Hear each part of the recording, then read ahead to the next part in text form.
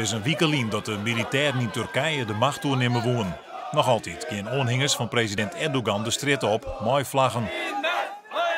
Dat wat ik in Nederland.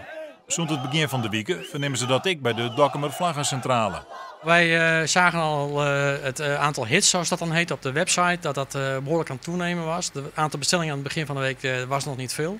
Maar afgelopen dagen zien we echt een enorme toename van de verkoop van de vlag. Echt tientallen vlaggen per dag. Al die aanvragen komen op kantoor binnen.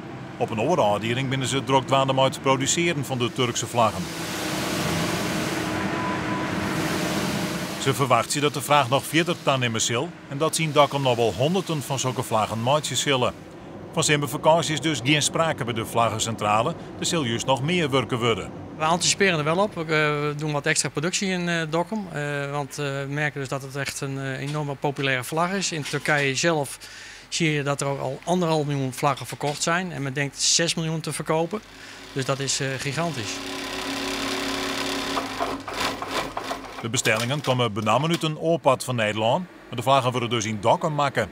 Als ze klaar binnen, gaan ze in dozen, vanuit ze verstuurd worden.